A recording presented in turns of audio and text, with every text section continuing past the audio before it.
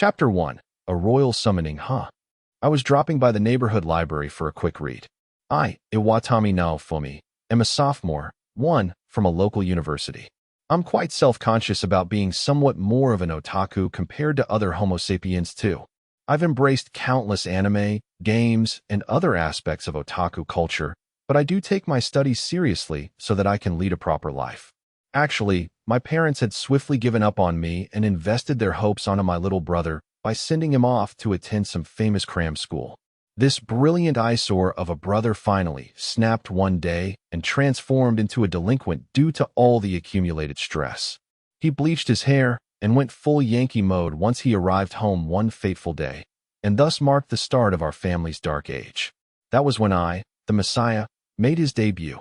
I tender-heartedly welcomed this ill-humored and tongue-clicking brother of mine and recommended him to a famous Gouge 3. Huh, would you look at this mess? What? I was fooled. Just wait until I get the hang of this and you'll see. I knew it all about the cause of my delinquent brother's transformation. On one hand you have me, who grew up doing whatever the hell he wanted, while on the other hand my brother was forced to study like a madman. Therefore, once a slacking specialist like me baited him with a few games, he instantly became hooked like an addict. As far as I was concerned, the world's otaku count had once again increased by 1. Afterwards, his room turned into a castle of Gouge goodies from the games I recommended. However, the vexing part was that once all the steam and stress vanished from his system, he graduated from that certain famous cram school with ease and headed straight down the road to becoming one of society's top dogs. As a result, thanks to my heroic achievements, my parents pampered me to an even greater degree. I was granted a fulfilling college life with the utmost freedom included. To sum it all up, I am the useless leech of the Iwatani household. Now enough with the rant. I was dropping by the neighborhood library for a quick read. My monthly war chest, funded by my parents, amounted to 10,000 yen. Such a meager amount lasted only for a moment when faced against manga adaptations of light novels, Eroge 4, Arahan 5, and other great products from far and wide. 6 part-time jobs during the summer and winter seasons got me another 50,000 yen worth of war funds, but when one decided to partake in the local festival, this amount of money would soon disappear. Yet when my brother desperately begged as if his life depended on it, our parents agreed to provide us with lodging within the festival's general vicinity for its entire duration, but that still wasn't enough. Well, to maintain one's livelihood, one has no choice but to learn how to conserve one's wallet, which is just barely enough for tuition and basic life necessities. Thus, in order to save money, even though it pains my heart to do so, I have to read old books from secondhand bookstores and the library. During my free time, I usually play net games that prove to be infinitely time-consuming as I try to master each one of them. I'm the type that likes to play around with a wide array of trivial knowledge to begin with. Reaching max level in a game wasn't as interesting and addictive as hoarding money to me. Even right now, the character that I created was currently vending on the streets while trying to sell off rare items. Hence, the real me with nothing to do was quite bored. That's the reason. The reason behind the incident that was about to occur. I was lurking around the section that dealt with old fantasy books. At any rate, when compared to mankind's history, the fantasy aspect seems to be quite outdated. Even the Holy Scriptures could be considered as a type of fantasy. 4 Heavenly Weapons Manual. 7. For some reason, only this ancient-looking, retro-sounding book had fallen from the bookshelves. Most likely, some random guy must have quickly shoved this book onto the shelf and went on his merry way. This must have been a sign of destiny calling. I sat down on a chair and started reading the 4 Heavenly Weapons Manual. Flip. 8. The story began with the description of a parallel world. To summarize, it prophesied the world's demise. Sooner or later, waves of disaster will assault this world one after another until it's finally destroyed. To escape the impending doom, they have to summon heroes from other worlds and request their aid. Okay, the plot's a bit overused, but since this is a retro fantasy book, it doesn't seem to be out of place. The 4 summoned heroes all possess their own respective, unique weapons: sword, spear, bow, and shield.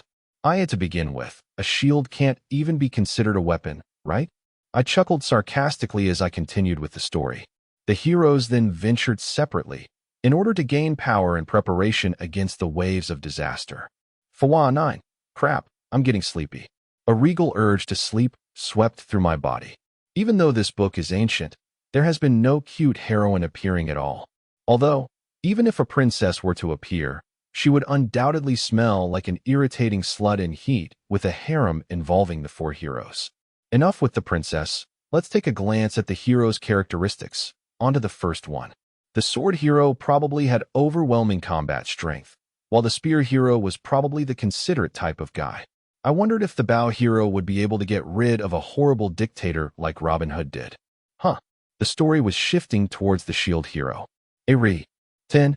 As I flipped to the next page, I instinctively let out a voice. The page concerning the shield hero that spread out in front of me was white. No matter which angle or direction I looked at the page, it was pure white through and through. What the heck? Right when those words left my mouth, my consciousness drifted away. Never in my wildest dreams would I have ever thought that I would awaken in a parallel world.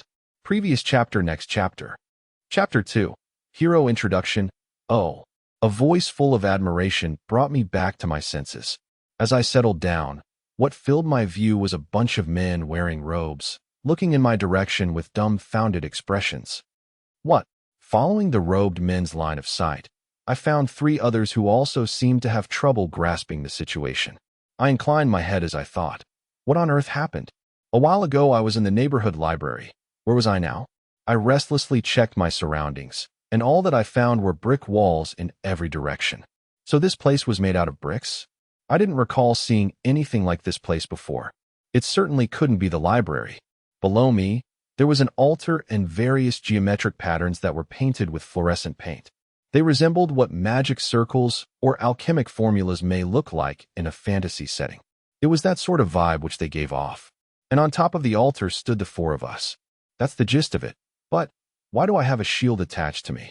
The shield fit perfectly and was strangely light. Not knowing why it was stuck to me, I tried to remove the shield by slamming it against the floor with all my might, but it refused to dislodge from my arm. Where is this place? The guy with the sword gave into his anxiety and asked one of the robed men. Ooh, please, brave heroes. Please somehow save this world. What? All of us said unanimously. What did you mean by that? What was with this cliché line? I felt as though I may have read it in a web novel before. To put it simply, due to various circumstances, we were able to summon you brave heroes through an ancient spell. One summoned. That's the word. The chance of a shocking revelation for this situation was oddly high. But for now, we'll keep listening to their story to see what it has to offer. This world is currently facing a global state of crisis. Brave ones, please lend us your might. The robed man bowed deeply to us while saying so. Well, this is a bit sudden. What a pain. Is that so? Can I just go back to my old world? I already heard this kind of story before. While I was engrossed with their story, the other 3 interrupted me midway. Wait, did they just immediately give an answer to this desperate guy who's bowing so low as if giving the ground a mooch? They jumped the gun after only hearing the intro of this story. The other 3 were all glaring intensely at me now while I was pondering in silence. I gave them a half smile. The tension in the room was rising to a delicate level as time passed. Aren't you jerks actually happy? Well, isn't this a cherished, world-leaping dream come true here? Your attitudes are pretty cliché, huh? But dudes, this is the part where you need to hear them out. 2. Aren't you people guilty over summoning us without our consent? The guy with the sword, who looked like a high school student, pointed his sword at the robed men. For instance, we won't just fight for world peace and then return to our old world empty-handed, right? The guy with the bow scowled at the robed men's direction. You guys don't seem to take much consideration into our own plans, do you? Depending on what you have to offer, we might end up becoming this world's enemy instead. Got it? So that's what was up. They were demanding tribute after confirming their social standings. These guys are quite macho. I felt like I've lost in a very meaningful department. 3. Well, first, I'd like you all to have an audience with the king. We can discuss your reward then. The representative of the robed men opened the heavy-looking door to guide us through. Guess it can't be helped. Right. Duh. The guy will be meeting changes, but I bet the story's still the same. The macho bunch arrived at their own conclusions before following. I hastily trailed behind them.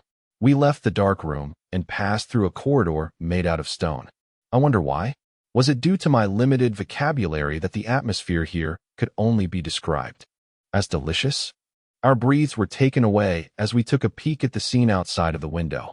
Spanning off into the horizon, a town much like one from medieval Europe could be seen. All too mesmerized by the townscape laid before us, we walked down the corridor and reached the audience chamber in no time flat.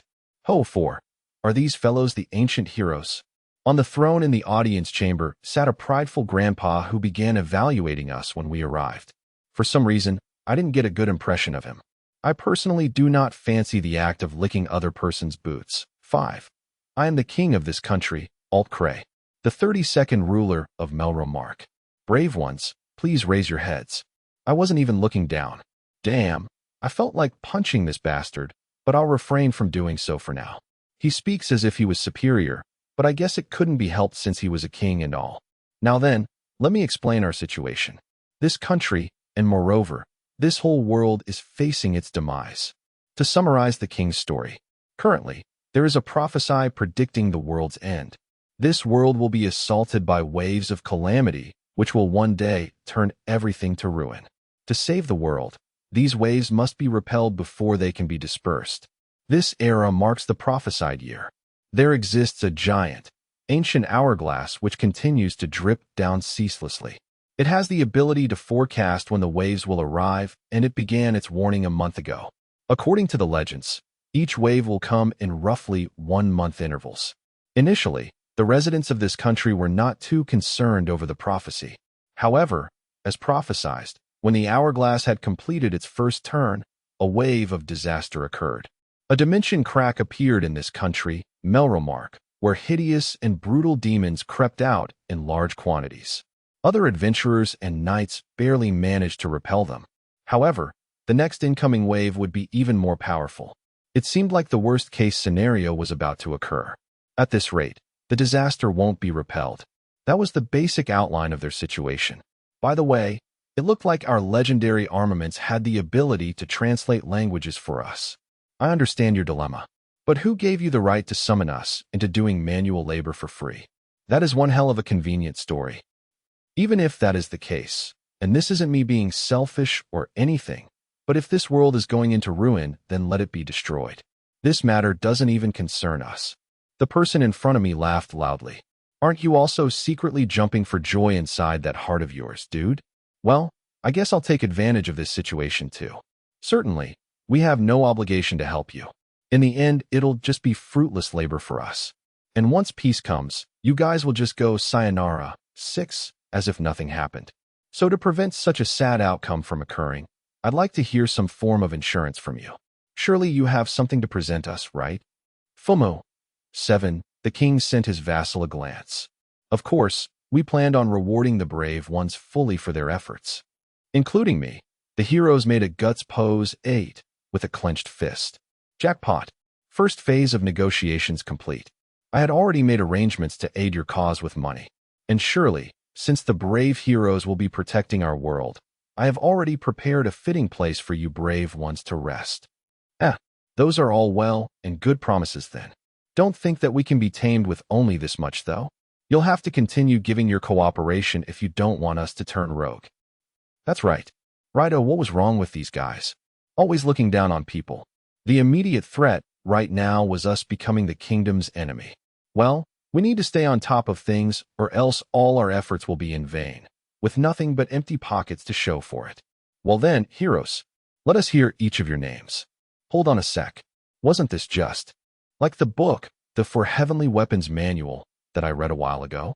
We have the sword, spear, bow, and shield. Coincidentally, we were also called heroes. So doesn't that mean we got sucked inside the book's world? The sword hero stepped forward and began his self-introduction. My name is Amaki Ren. Age 16, a high schooler. Hero of the sword, Amaki Ren. First impressions, a Bishounen 9, high school student would best describe him. He seemed to have taken great care of his facial features. Although he was a bit short, only about 165 centimeters. If this guy cross-dressed, no one would ever doubt that he was a girl. A perfect trap, 10.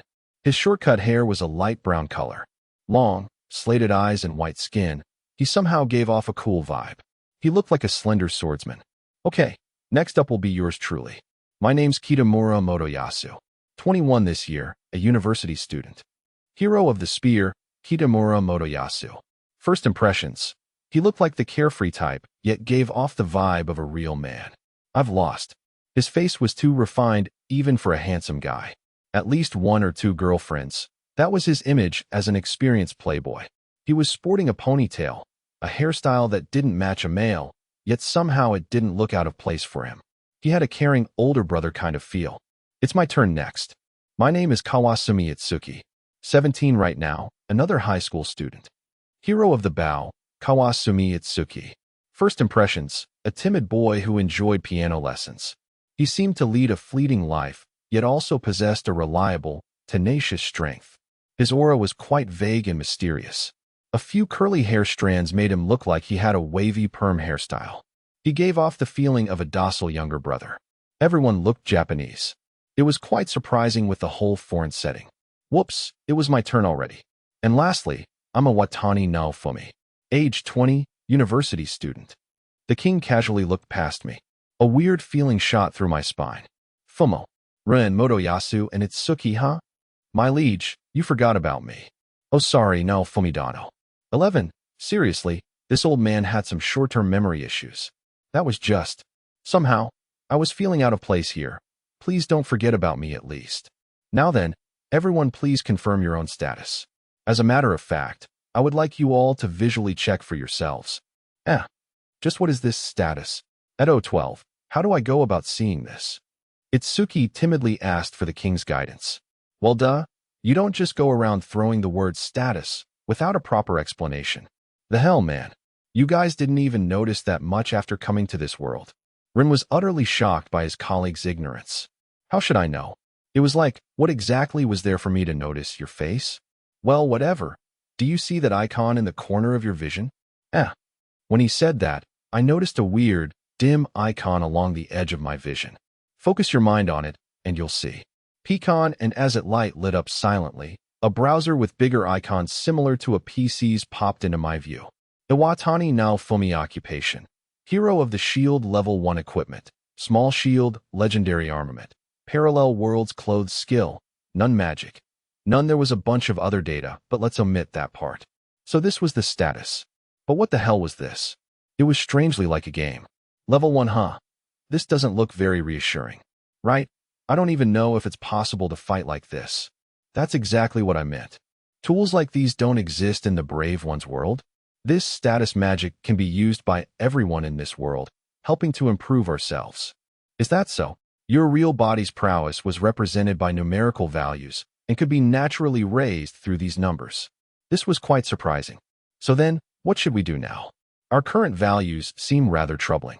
Fumo.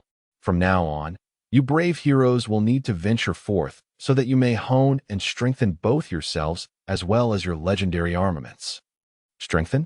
Does that mean that our starting equipment isn't strong enough?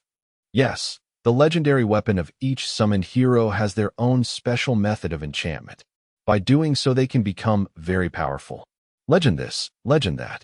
It's fine not to change weapons as long as it can function properly as a weapon, no? Motoyasu whirled his spear around while commenting. That was indeed correct. But mine was a shield. It wasn't even a weapon and was something that needed to be upgraded regularly. That doesn't matter right now, so we can leave it for later. More importantly, what we need is to improve our own abilities, right? This was a Moefic 13 situation where heroes from parallel worlds were summoned. Like a springtime of youth where one's reckless emotions swelled up from deep inside. The number one dream filled with exciting adventures that will never cease. Focusing on their weapons was usually the case for everyone that was involved in such a situation. So, are we going to form a party with the 4 of us? Brave heroes, please hold for a moment. Even though we were advised to set out right away, each of you brave heroes will need to recruit your own companions and begin your adventures separately. And the reason for that is?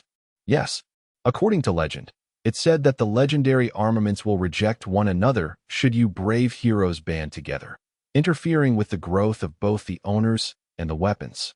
I don't really get it, but if we act together, we can increase our power? Huh. Wasn't it supposed to be something along the lines of, if we group the legendary weapons together, they will help each other? Everyone shared a glance with one another. Attention! If those who possess the legendary weapons work together on a united front, a repulsing reaction will occur. Therefore, let us move individually as much as possible. That really does seem to be the case.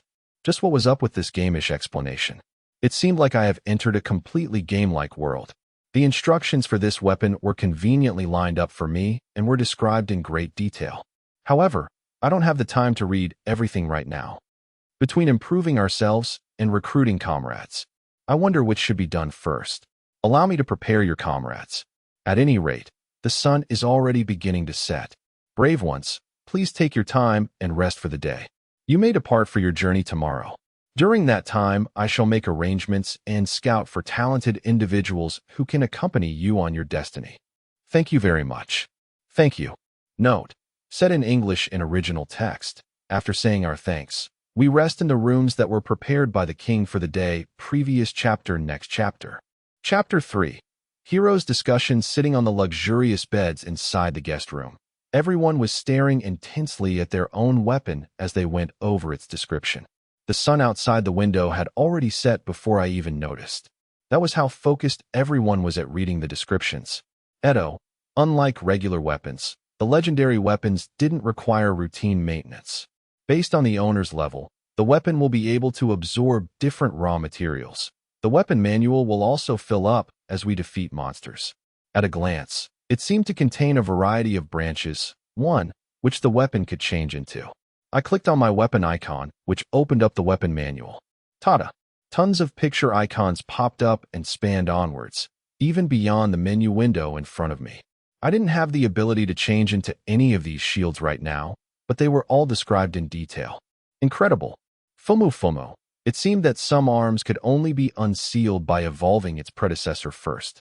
This type of setup, wasn't this similar to the skill trees utilized in online games? Learning new skills was like evolving the weapon, as both were necessary to unlock your true potential. Seriously, this was just like a video game. Yo, doesn't this all seem pretty game-like? Might as well request some aid from my other colleagues. However, my question was only met with silence. Seriously, dude, isn't this an actual game? I've known some which are like this. Motoyasu proudly boasted. Are you saying that you don't even know about this famous online game? Well, no. But was there a game that even a splendid otaku such as myself didn't know of? So you scrubs really don't know? This is Emerald Online, man. What's that? Never even heard of that one. Just how ignorant can you guys be? It's such a famous title too. Of course I know games like Odin Online and Fantasy Moon Online. Aren't these pretty popular too? What are those? This is the first time I've heard of them. If I may interject, everyone. This world isn't a net game, but more like a console game. That's wrong, bro. This is a VR MMO, right? Huh? Well, for instance, isn't this world similar to games where you click and use a controller to operate? Confused, Motoyasu tilted his head with a dumbfounded expression during our conversation. Click? Controller? What kind of retro games are you referring to? Don't people usually mean VR MMO when they say net game these days? VRMO? As in virtual reality MMO? What kind of sci-fi 2 world setting are you trying to create? Are you daydreaming here? Huh. A loud sound of disagreement was released. Come to think of it, this ring guy was the first to notice our status magic. He gave off the impression of someone who was accustomed to this. Well then, gentlemen, I'd like to ask each of you to name a game from your world which bears the closest resemblance to this one. Itsuki requested with his hand slightly raised. Brave Star Online. Emerald Online. None. I mean, this is simply a game-like type of world, right? I could understand that this place felt game-ish. But seriously, dudes, you guys thought that I couldn't even tell the difference between a game and reality? As for myself, this world is like a console game called Dimension Wave. A game title which no one else knew of yet again. Hold on for a minute. Let's reorganize our information. Motoyasu said, while putting a hand on his forehead as he tried to calm us down. Hey, tell me what you know about the situation with VR MMO, will you? It's common where I live. Itsuki Naofumi. What about you guys? If I recall correctly, it only exists in Sci-Fi. I remember reading about it in a light novel before. Is that so? I suppose I did get that vibe off of you. Then back to you. Run, what's this Brave Star Online? Is it a VR MMO? Yeah, that's right. VR MMOs are ones like Brave Star Online. It has a world system very similar to this world setup.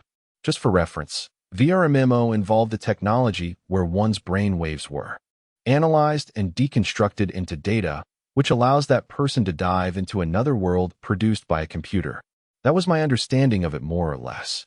If that's true then, does that mean the world that you two came from only has retro games like the ones you both mentioned earlier? 3. He said with his head inclined. 4. Reviewing what I know about gaming history, those type of computer games clearly did exist at one point. But for some reason, I don't recognize any of those supposedly famous titles which you guys mentioned. Motoyasu and I both nodded. Without question, not knowing a popular online game was certainly strange. And while there was a chance that our preferences were simply too different, it was blatantly impossible not recognize a single renowned title between all of us. Let's try asking a common question. What's the name of the current Prime Minister? Hi. 5. Everyone nodded. Let's say it together. Gyukurin. 6. Yuda Masato. Yoahara Tsuyoshi Teru. 7. Odaka Enichi. Itsa Fuji Shigeya. 8. These were prime ministers I had never even heard of before. It's not the kind of mistake I would ever make in a history class test. After that, we asked about famous internet slang, net pages, and more online games. And thus, we arrived at the same conclusion of not knowing anyone else's information. Apparently, it seems that we all came from different Japans. Looks that way. You guys definitely didn't come from the same Japan as me. This means there's another Japan for each distinctive world. There's a high chance that each of them belong in a separate era too, since they don't match each other at all. This was an explicit gathering of 4 weird individuals. But even so, we all came to an understanding that everyone here was an otaku. So there was no need to panic. Based on this pattern, I think everyone has a different reason for being here. Idle conversation isn't one of my hobbies, but I guess it's necessary for us to obtain information. Rin awkwardly scratched his nose, though I was totally cool when people revealed their insecurities. I was walking back home from school when I unfortunately encountered a troubling murder incident. Fumo. I tried helping my childhood friend who was with me at the time, and somehow I managed to capture the killer, but that's as far as I can remember. Rin explained his circumstances while rubbing at his side the whole time. Saving your childhood friend. What kind of hero were you trying to make yourself out to be? I had a strong urge to play the straight man, but showed some restraint for now. Look man, capturing the perp was good and all, but if you got your side stabbed at the end, then what good does that do? Such a false display of chivalry here. This fellow hero needs to be placed in the untrustworthy category. Though I'll let it slide this time. I was already in this world before I even felt a thing. I see. A heroic situation. 9. Where you save your childhood friend. I coolly 10. Feigned while complimenting him with a chuckle. I've already heard enough. Bro, then I'll go next. Motoyasu pointed at himself and began to speak. For me, it was because I had too many girlfriends. 11. Yeah, that totally was the case. This guy seemed like the annoying Oni-san 12. Type who gave off a booty-chasing image. 13. And after doing a bit of this and that, did you get stabbed for 2-timing or 3-timing? That idiot Rin asked with a straight face. Motoyasu's eyes blinked with surprise before he gave a small nod. Man, girls are really scary, aren't they? God damn it. Note, spoken in English here. I was overcome with anger and shoved my middle finger into his face. Die, asshole. I mean, were you summoned into this world because that's how you died? Auto 15. Itsuki had a hand on his chest and was already beginning his confession. 16. I guess it's my turn now. When I was crossing the street on my way home from cram school, a dump truck took a sharp corner turn. And afterwards, in all likelihood, he was run over. That was one hell of a pitiful ending. Wait a second. These stories didn't seem to mesh well with mine. Do I absolutely have to recount my story on what happened before I came to this world? Well, duh. We already told you ours. I suppose so. Sorry to say, guys.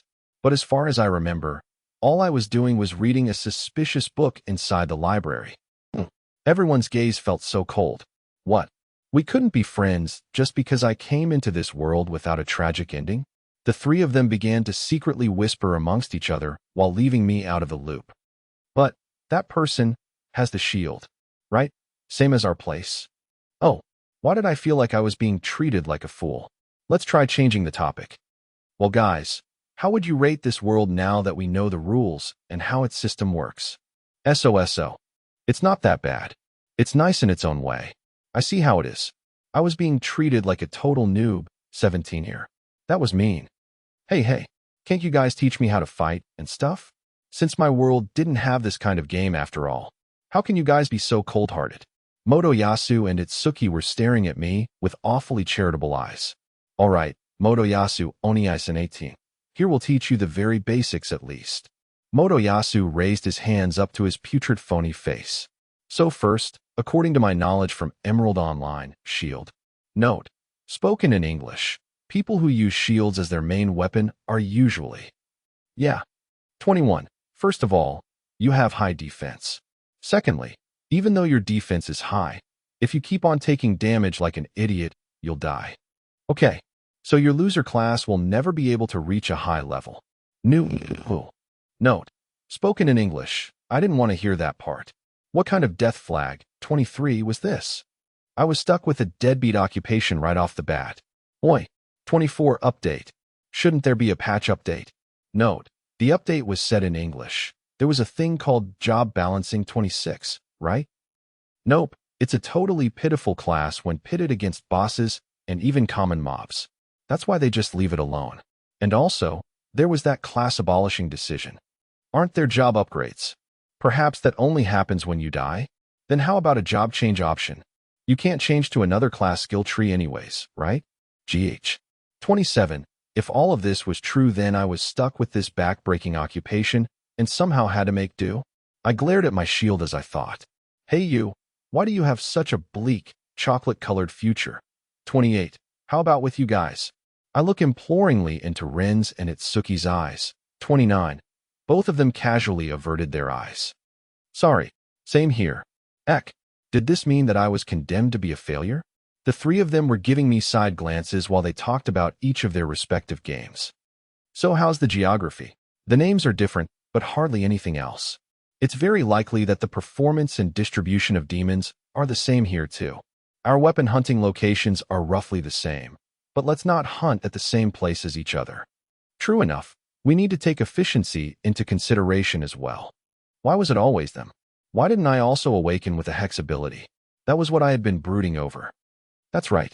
If I was weak, then couldn't I just find companions to rely on? How come I hadn't thought of this sooner? Even if I'm no good, I can still grow stronger by joining a party. Foo. It's all good. This is a special parallel world. So even if I'm weak, I'll be able to manage somehow. The three of them looked at me as if I was a pitiful existence. But fear not, I won't be defeated by you guys. To begin with, my equipment was only a type of armor, so it was different from a game. I could just focus on strengthening another weapon and ignore this shield's special growth. Yay, I'll work hard at it. I shouted to invigorate myself. Brave heroes, your meals have been prepared. Oh, apparently we'll be eating dinner now. Hi. 30. Everyone stepped out of the door. The guide then led everyone to the knight's dining room. The castle's banquet hall was like a scene from a fantasy movie. A complete feast filled the table in a buffet-like fashion. Everyone, please go ahead and eat whatever you desire. What the? Are we eating the same stuff that your knights eat? A small grumble was heard. Whoever said that sure was rude as hell. Of course not. The guide shook his head. This cuisine was specially prepared for the brave heroes and will be divided once you have eaten. I looked around as he said so. I noticed that the noisy bunch of people were actually cooks. I see. So there was also a ranking order when it comes to meals. Eating here was a form of initiation, meant to introduce us to the knights. Thank you, let's dig in. I suppose. And thus, we thoroughly enjoyed this parallel world's cuisine. The smell and taste was a bit odd, but there was nothing that couldn't be eaten.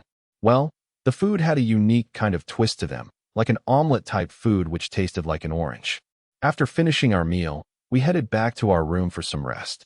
Do they have baths here? This place is pretty medieval-ish, so I guess the chance of it being an open-air bath is fairly high. Personally, I don't think they have any. Well, it's only our first day right now. I suppose. Time to hit the sack. We'll begin our journey tomorrow, so let's give it our best.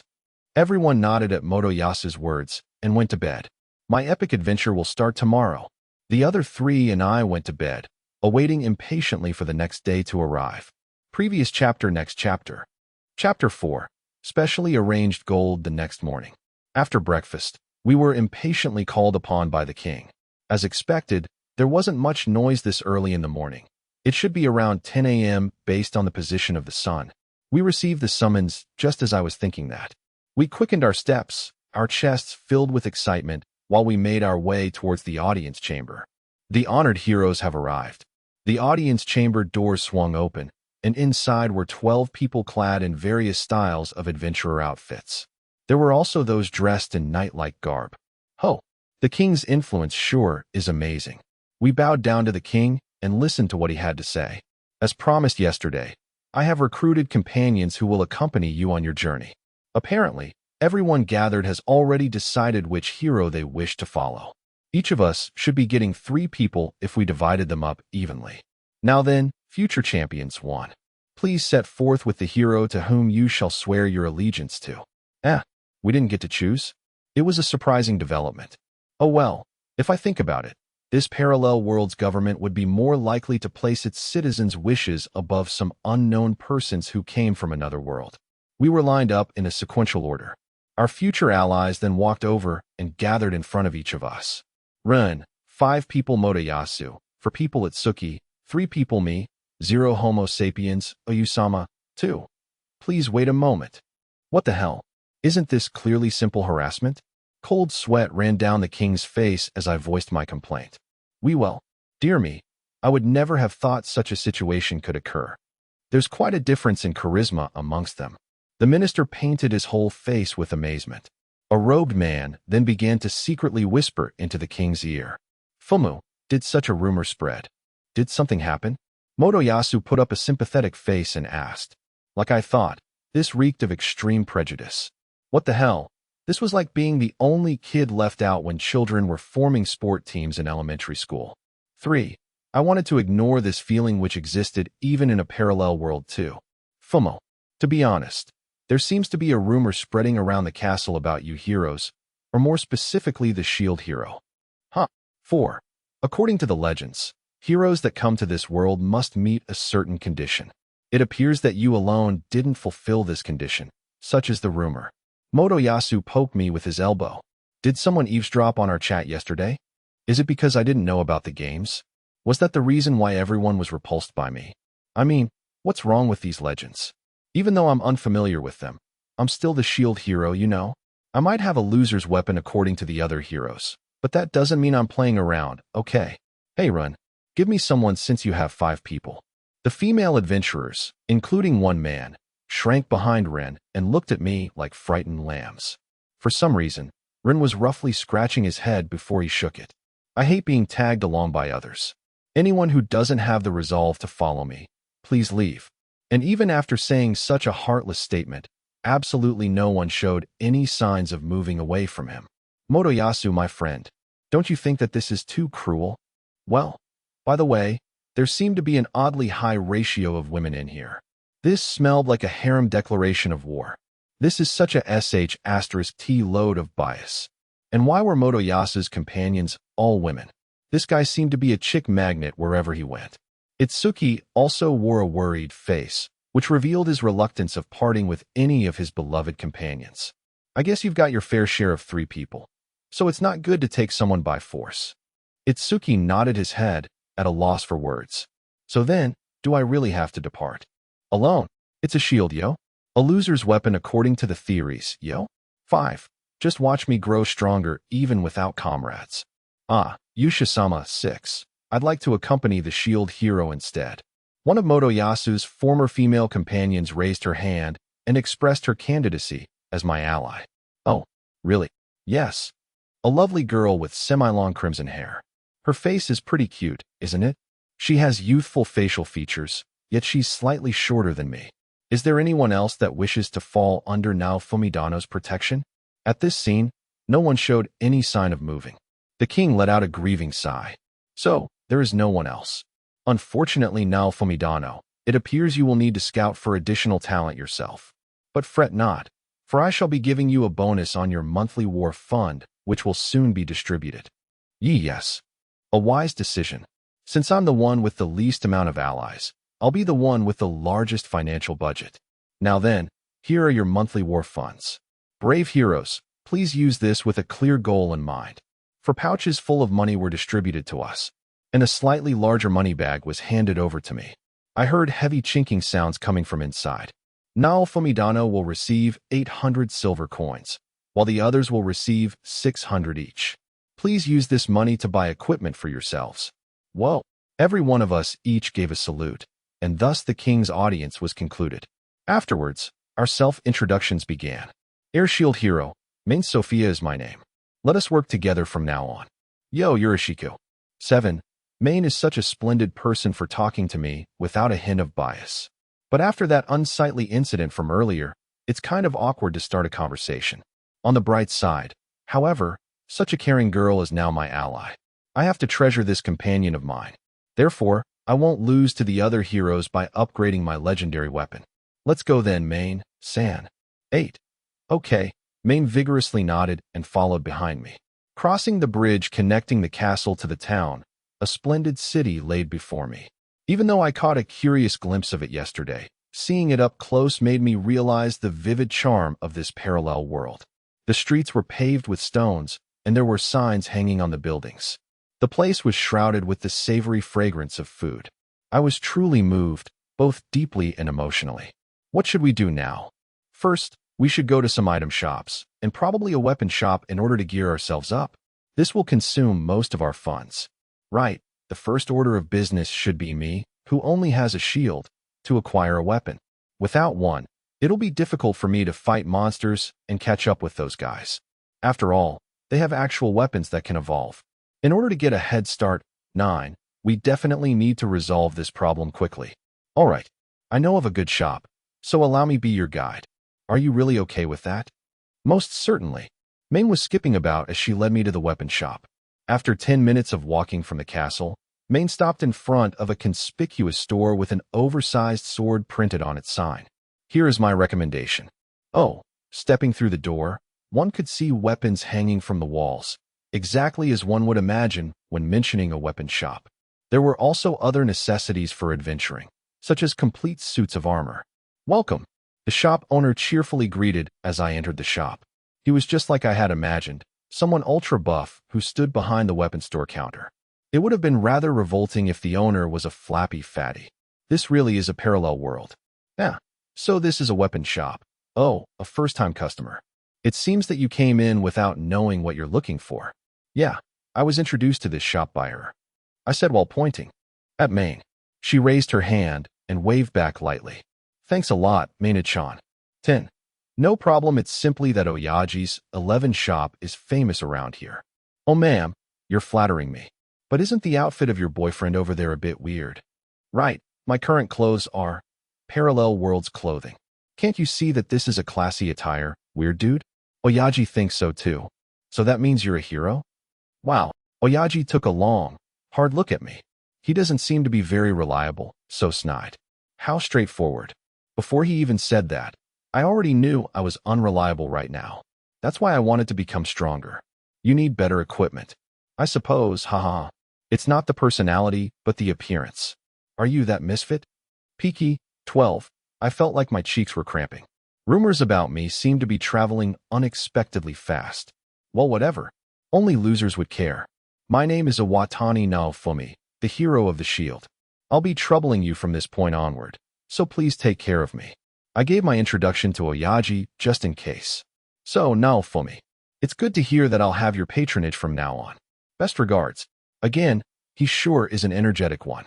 Well, Oyaji, do you have any good equipment? Main leered at Oyaji as she asked. 13 right. How much do you have to spend? Let me see. Main began appraising me. Around the range of 250 silver coins. We had 800 silver coins, yet we'll only be using 250. I guess she considered the value of hiring our future comrades. Oh, if that's what you're looking for, then how about this here? Oyaji left the counter, picked up some of the weapons on display, and came back. So lad. 14, which one of these do you want? I have no idea which is good. I would suggest swords since they're good for beginners. I looked at the swords aligned on the counter. These are my new recommendations since they all have blood clean coating. Blood clean. It's a coating which prevents dullness due to gore. Yeah, I remembered that back in the old world. I once heard that if a knife was used to butcher meat, its sharpness will fade over time. In other words, the edges of these swords will never dull. I guess it's like a sharp sword. 15. From the left we have iron, magic steel, and finally silver. Each of their performance is guaranteed to be top-notched. Does the material used affect its durability? These weapons seem to belong in the orb-based category. There are better weapons around here, but these are the ones which fit your budget of 250 silver coins. I see. Console games usually don't have better equipment in the first town. Despite that fact, this place has quite a good lineup. This world once again resembled an online game. Usually, big countries had better stocks of weapons. This seemed to be the case for this parallel world too. Iron sword, huh? I slowly grasped the sword's handle. It truly was heavy. I hadn't thought about the weight since my shield was extremely light. But weapons seem to be considerably heavy, huh? So I'll be using this to defeat the monsters. Bashin, *16, ouch. A sudden, intense surge of electricity repelled the iron sword in my hand and sent it flying. Oh, Oyaji and Main were staring alternately between me and the sword with mystified looks. What the? I picked up the fallen sword. No sign of that strange thing happening. What was all that about? My previous thoughts returned as I recalled them. Bachi, *ouchie. I glared at Oyaji, thinking he was playing a trick on me. Yet he shook his head repeatedly. It shouldn't be Main, but I turned toward her anyways. Did you see how it was suddenly repelled? Such bullshit *t. I stared at my palm while thinking about such impossibility. Then, words began to emerge into my view. Violation of Legendary Weapons Convention. You had touched another specialized weapon with the intent of possession. What the fuck? I quickly located the help option to summon up the description. Found it. Excluding their own legendary weapon, the hero cannot equip any other weapon for combat purposes. What did you say? My benevolent self couldn't use anything else besides this shield? How in the world could I fight with only a shield? 17 Edo. Thanks, but it seems that my shield is the possessive type. 18. I laughed bitterly while looking up. How does it function? Can I take a look? Seemed Oyaji had taken an interest in my shield as he held it up with his hands. It'll never come off because such a method doesn't exist. The weapon shop's Oyaji chanted something under his breath. Then a small ball of light flew towards the shield. Fumo. Even though it looks like a small shield, there's something mysterious about it. Did you find out anything? I know that it's a small shield. It was also called by that name in my status window, with the legendary weapon tag attached to it. Probably this jewel engraved in the middle. I can sense a strong source of power from there. While I could somewhat identify it through my appraisal magic, I couldn't fully grasp it. It seems to be a type of curse. After finishing his appraisal, Oyaji faced me while playing with his trademark beard. You've shown me something interesting. Then do you want to buy some armor instead? Yes, please. You're buying armor instead of weapons within the 250 silver coin range. Then I guess this armor will do. Since I already possess a shield, it doesn't seem like I have many other options. Oyaji brought back several pieces of armor that were on display. The full-plate armor isn't very popular with adventurers since it's quite chunky. A chainmail would provide better movement. With that said, I reached out towards the chainmail. Jingaling. *19. Looks like cloth sewed with metal chains. This seemed fine, but I wondered if it only increases the defense of the protected areas? An icon opened. Chainmail defense power-up tolerance against enemies /attack, small. Fumo. The sword's description didn't pop up before since I couldn't equip it. How much is this worth? Main asked the shop owner. At a discount, it'll only be 120 silver coins. Should I buy it? I suppose. If it's still relatively new, I guess I can resell for 100 silver. What's wrong? Since this is indispensable for Shield Hero Sama's 20 growth, I just want to reconfirm the price. That's all. That makes sense. I'm only at LVL 1, but I'll have to upgrade my equipment as I grow stronger after all. This seemed like low-level gear, but it was also the best I can get in my current state. Okay then, I'll be buying this. Thank you. I'll be sure to give you a bonus for next time. The shop owner expressed his thanks while sending me words of gratitude. 120 silver coins was handed over and the chain mail was obtained. Do you want to put it on now? Yep. Then please come this way. I was led to the changing room, and I donned the chain mail over my undergarments. My old clothes were put inside a bag provided by the shop owner. Oh, don't you look quite handsome now? Thanks a lot. Keep the compliments coming. Then shall we go hunting now, Yusha-sama? Okay. Looking like a true adventurer, I loudly exited the shop while Maine accompanied me. We then headed over to the gate, about to leave the castle walls. On the way, the guard knight bowed to me, and I happily returned it with a nod. The start of my exciting adventure was about to begin. Previous chapter, next chapter. Chapter 5. Reality of the shield. Upon exiting the gate, one could see the green meadows spreading far into the horizon. Now, I was only one step away from leaving the stone-paved streets and entering the trail which led into the boundless, uncharted grasslands. This was like a field trip to Hokkaido. It was the first time I had personally experienced how vast the sky and horizon truly were. With only this much excitement, a hero needed to stay composed. Now then, Yusha-sama, shall we engage in some mock battles against the weaker demons inhabiting this area? Right.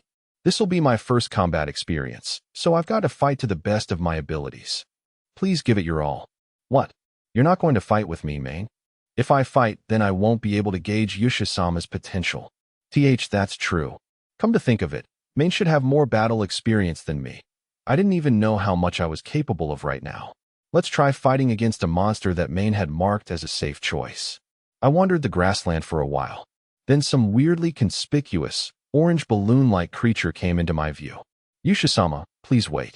Over there is an orange balloon, and although it's one of the weakest monsters, it's very aggressive. That was some crude naming sense. You called it an orange balloon just because it was orange and round? Gah! Too, with an atrocious cry, a pair of hostile, villainous eyes were staring directly at me. Originating from the meadow, the balloon-shaped thing charged at me like a beast upon spotting my presence.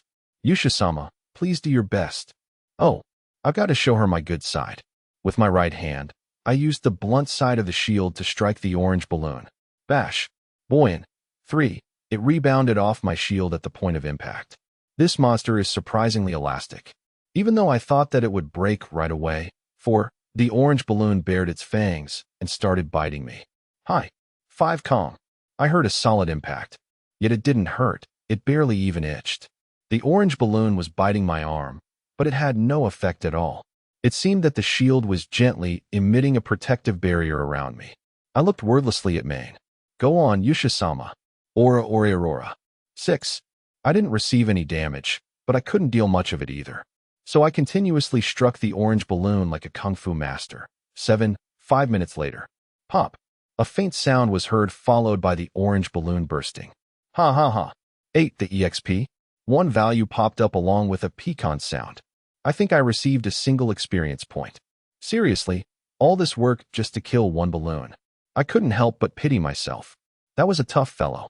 My bare hands could only do so much. Pashi. 9. I'm proud of you, Yusha-sama. Maine gave me her applause, yet it somehow felt hollow. Suda. 10. Then I heard footsteps. Looking behind me, I saw Rin along with his companions jogging onward. I thought they would be chatting amongst themselves along the way, but all of them were wearing a serious expression while moving silently. 3 orange balloons appeared in front of them. Zuba. 11. With one swing of his sword, Rin sent an orange balloon popping. 1 hit kill? Hey dude, just how different could our attack powers be? Maine awkwardly turned her head away multiple times, avoiding my eyes. It will be alright. Every hero has their share of struggles after all. Arigato. 12. It's my first fight anyways. And I suffered 0 injuries since my defense is super high, even with the orange balloon biting me for 5 whole minutes. Just as I started ransacking the remnants of orange balloon, the shield let out a piquant sound. When I brought it closer, the shield glowed gently with a pale light and absorbed the remnants. Get orange balloon skin. As this line popped up, the weapon book icon also blinked. I opened it to confirm, then the small orange shield icon popped up. While I couldn't transform my shield yet, I now knew what materials were required. So that's the power of the legendary weapons. Yep. Looks like it needs to absorb materials in order to transform. I see. By the way, how much could I get from selling what was dropped earlier? It should be about 1 copper coin. And how many coppers do I need to get 1 silver? 100 copper coins. Oh well, it couldn't be helped. It was a weak monster, so of course it'll drop equally poor loot. It's your turn next, Main. I suppose so. At that moment, some orange balloons approached us. Main took out her sword from her waist and swung twice. The orange balloons then burst with a pop. Yoa, am I that weak? My name is Iwatani Naofumi, a 20-year-old university student. Right now, my mouth is being covered by both of my hands. I had been summoned to a parallel world and became its hero for 2 days now. After 5 minutes of combat with a suitable monster, I had come to perfectly understand my role. Hero aptitude test. 4 people were given this test. The most rational result shall be swiftly delivered. Check. What is your hunting aptitude? Oopsie, looks like I lost myself for a moment there. Anyways, I had become painfully aware that I am, or rather my shield, was super weak. It seemed that it was more efficient to simply let Main do the fighting. Okay then, Main. Please attack, while I'll be in charge of defense. Let's see how far we can go with this setup. Hi. 13, Main immediately replied. After that, we roamed around the meadows until the sun began to set. We encountered more orange balloons and some yellow balloons, where it seemed their strength differed by their color. We can encounter slightly stronger monsters if we press onward, but it will soon be nightfall if we don't return to the castle. I wish we could keep on hunting a bit more though. I had yet to receive any damage, since the balloons' attacks were so easy to defend against. Since we're returning early, let's take another look at the weapon shop, because upgrading my equipment will allow us to go even farther than today. Come to think of it, that makes sense. I was able to improve myself and gain a little EXP for my starting level, so I suppose we've made good enough progress for the day. By the way, the shield also absorbed enough to satisfy the transformation requirement. I now had a balloon shield equipped to my arm. In the long run, I guess I could still level up and transform my shield some more. Oh well. As the first day of adventuring ended with many uncertainties, we began heading back to the castle town. Previous chapter. Next chapter. Chapter 6. The Trap and Arts of Betrayal. That evening, we dropped by the weapon shop again after returning to the castle town. Oh, well, if it isn't the shield lad. The other heroes had also dropped by earlier. Did everyone buy from this shop? Oyaji greeted us with a pleased expression. All right, do you know where we can sell this? I presented Oyaji with an orange balloon skin, and he pointed towards the front of his store. There's a shop that buys most of the monster drops if you bring them over there. Thank you. So what business do you have with me? Haha, it's for Main. I want to gear up my companion. Main was quietly staring at the equipment inside the store when I turned toward her. So what's your budget? I had 680 silver coins remaining on hand. I wondered how much I should spend. Main, how much should I use? Main was comparing equipment with an extremely serious expression, so serious that my words didn't reach her at all. Since I didn't know the cost to rent a room at an inn, I couldn't estimate how much we would need for a month's worth of lodging. Your companion's equipment? I suppose anything that looks good while providing decent stats would be fine, right? Sounds good. Since I had next to nothing in terms of firepower, it was a better idea to focus on gearing Main up. You can give me a discount on expensive equipment since I've been accompanying you twice today, isn't that right? Oh, please keep those hilarious fantasies to yourself, dear brave hero of ours. 80% discount. Please don't be unreasonable. 20% discount. We can go a bit higher, no? 79% discount. Never in my wildest dreams would I have guessed that you were the type to haggle on products. Well, whatever. 90% discount. TSK. 21% discount. At least give me a better deal. Full discount. What the hell, Yusha-sama won. Fine. 50% discount. Too small. 92% IAA. Then, as this continued for a while, Main brought over a set of armor with a cute design and a seemingly useful metal sword. Yusha-sama, I would like these. Oyaji, what's the total? 60% discount. The total is 480 silver coins including the price reduction, which is a 59% final discount. Since I had been haggling with Oyaji before Main made up her mind, the price was greatly reduced. Yet as expected, being left with only 200 silver coins was a bit rough, no? Main, can't you wait a bit longer? I'm trying to save us as much money as possible for our lodging. Isn't it fine, Yusha-sama? If I get stronger, we can defeat bigger and more dangerous monsters, which also means more income, right? With her eyes sparkling, Maine pressed her breasts against my arm as she pleaded with me.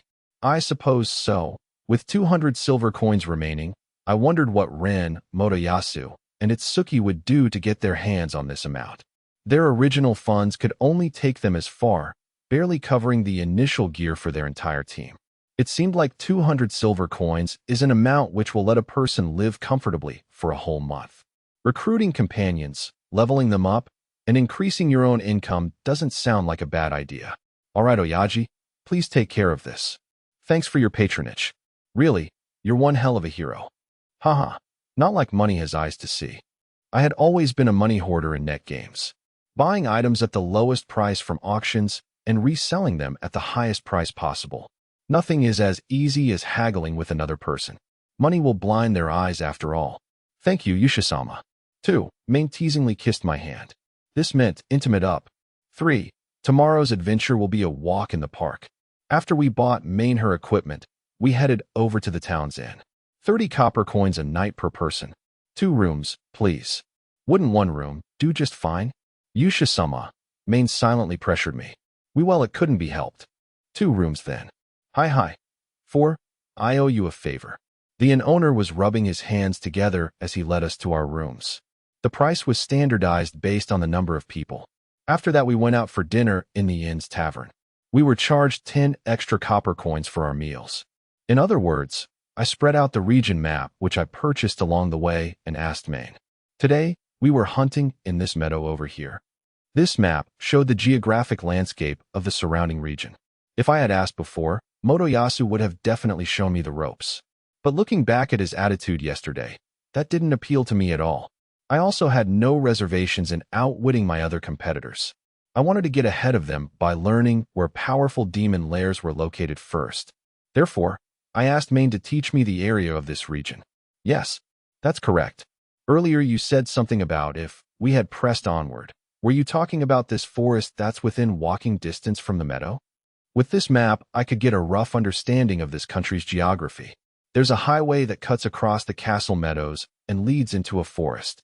From there, mountains appear along the edges of the map with a river nearby. Since this wasn't a very big map, I couldn't see any other villages that might have been further ahead. As expected, this map doesn't provide any information beyond the forest. It would be suicidal to fight without knowing what monsters spawn in there or the safe path through the area. Yes, although it isn't recorded in the map, there's a village called Raffan inside the forest. This is where we should go next. Fumu, interesting. There's also a novice dungeon outside of the village. Dungeon, the Dream Land. Although there was nothing to do besides killing the monsters inside when it came to net games, the rewards won't be too bad either. Yusha-sama would at least gain a few levels from that place. I see. We're also well equipped, and along with Yusha-sama's superb defense, it should be a breeze. Oh, why thank you. I'll use this as a future reference. Not at all. By the way, Yusha-sama, why haven't you touched your wine?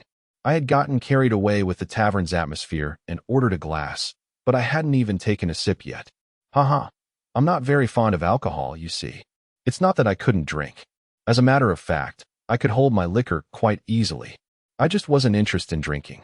Back in my college fraternity, when there was a party and everyone, including me, was chugging down drinks like alcoholics. Only I stayed sober while the rest had gotten beastly drunk. After that certain event, they all came to hate my guts. Is that so? But 1 cup wouldn't hurt, right? Sorry, but I really, truly hate to drink. But, I'm sorry. Okay.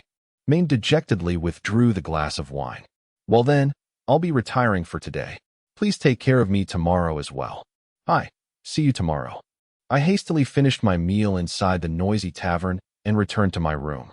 As expected, I had to remove my chainmail since it was uncomfortable to sleep with it on. I hung it on a chair afterwards. I then placed the bag of silver coins on the table. So I had 200 silver coins remaining. Actually, make that 199 silver coins since I paid the inn in advance. Unable to calm down, I couldn't help but feel anxious the whole time. It must have been my beggar blood acting up since I've always been lacking in the cash department. Like a stealthy, Japanese tourist who's on vacation, I hid 30 silver coins inside my shield. Yep, I could finally feel secure. Much had happened today. So this is the feeling you get from defeating monsters. Those balloons didn't inflict any pain, though. I was sitting on the bed, so I lied back down without a second thought. What an unfamiliar ceiling, and it was only yesterday that I came into this world. I needed to relax. From now on, the curtain to my glorious daily life will open. Although I had a late start compared to my fellow heroes, I would be walking on my own path. I didn't need to become the strongest, just doing the best to my abilities would be enough. For some reason, I suddenly gotten so sleepy. I could hear a cheerful voice coming from the direction of the tavern. I think I heard voices similar to both Motoyasu and Itsuki conversing in the next room. Are those guys lodging here too? I reached out my hand to extinguish the room lamp. It's a bit early tonight, but let's just hit the hay. Shari shari. 5. What in the world is that sound? Are the tavern's drunkards making more ruckus again? Munya. 6. Scratchy scratch. 7. It was so hot. These clothes were so sticky. Huh. It was cold. The sun shone brightly on my face, as if announcing a new morning. Disoriented from drowsiness, I got up and took a look outside the window. It seemed that I had fallen asleep before I knew it. The sun had already risen quite high. According to my biological clock, it should be around 9 a.m. 8. I was only in my underwear. Did I unconsciously take my clothes off? Oh well, whatever. As I eyed the scenery outside my window, I spotted crowds of people come and go as if it was the most natural thing in the world. It was quite the spectacle seeing busy restaurants and food stalls cooking their ingredients for the day's lunch rush. There were also carriages being pulled along the street, and I unwittingly fell into a trance of sorts. Haha, this really is a wonderful parallel world. It seemed that the bird or horse-drawn carriages were the two most popular types. The bird looked like a particular type of ostrich. I believe their official name in a certain game would be chocobo. If anything, the horses seemed to be more of the luxurious type. Once in a while, a carriage would be pulled by a cattle. This medieval setting is unbelievably wonderful, isn't it? 9. Now then, it's time to start breakfast and quickly depart for another adventure. I searched the bed for my clothes, which I supposedly removed during my slumber. Weird. They weren't here. The chainmail that was hung on the chair could not be found. The bag of silver coins on the table was gone too. Not only that, even my original spare clothes were gone. What the snap? Nighttime invasion. 10. I was robbed during my sleep. This inn had some serious problems with their security. Anyways, I had to hurry over to Maine and warn her. Bam! I rushed out and knocked on the door next to my room. Maine, there's a problem. Our money and my equipment. Don. 11. There was no sign of Maine coming out no matter how hard I knocked. Ta. 12. Noisy footsteps could be heard approaching my direction from a bit further down the corridor. The castle knights came over and stared at me. Since I was the victim of a knight-raided invasion, 13. They were going to help me arrest the culprit, right? This thief must have been quite a fool to rob a hero in his sleep. You guys are knights from the castle, right? Please hear me out for a moment. I faced the knights and eagerly appealed to them. Maine, please come out of the room quickly. I'm in serious trouble right now. It's the shield hero. Well, yeah, that's me. What in the world? They seem to be strangely hostile towards me. The king has requested your immediate presence. We are to accompany you along the way. Requested my presence? No, I have a reason for looking like this. I was a victim of a bedroom invasion. The culprit come along now. Squeeze. 14. That hurts. At least listen to my story. The knights forcefully gripped my arms and took me by force. I'm still in my underwear here. What kind of treatment is this? Hey, Maine, come quickly. The knights refused to listen to my situation, and thus I had to leave Maine behind at the inn while I was being dragged back to the castle. A carriage like the ones I saw earlier was there waiting for me. I had no idea what was going on. All I knew was that I was being treated like a criminal while the real one was somewhere roaming free. Previous chapter. Next chapter. Chapter 7. False charge. Many things happened. After being abducted, I was dragged through the castle. Once I was within the audience chamber, the knights pointed their spears at me. Inside we have a pair made of an ill-mannered king and his minister, as well as Maine, Itsuki, Rin, Motoyasu, along with their respective merry companions, were also gathered here. After calling out to Main, she hid behind Motoyasu, and I was dumbfounded. What's with that attitude? Everyone was staring at me as if I was a villain. You really don't remember? Motoyasu cross-examined me with an imposing posture. What in the world was his problem? Remember what? Wait a sec. That chainmail. That bastard Motoyasu was wearing my bloody chainmail. So you're the bedroom intruder. Who the hell is a bedroom intruder? Don't even think of escaping from your sins using that nonsense. Sins? What sins? As if in response, the audience chamber began emitting an atmosphere much like a criminal trial. Now then, what is the charge against the Shield Hero? Charge? Charge for what? Sniff? Hick. Shield Hero-sama got drunk yesterday. Hick. Then he suddenly burst into my room, gave into his beastly desires, and forced himself on me. Huh. The Shield Hero said that. The night is still young, and violently tore my clothes off. Motoyasu then comforted the sobbing Main. I was horrified. I ran out of the room, screaming for my dear life when Motoyasu-sama appeared and defended me. What? What was that? Yesterday evening after I separated from Main, I headed straight to bed. So when did all that happen? The mortified Main did nothing but sob. What are you saying? After dinner last night, I went straight to bed. Stop spewing such lies, you bastard. It's clear as day that the reason Main's crying is because of you. What secret motives do you have for protecting Main? Forget that. Where did you steal that chainmail from? You have only met her for the first time yesterday, no? Well, yesterday I found Main drinking alone in the tavern, and she gave me this chainmail as a gift. Huh, that was mine no matter how you looked at it.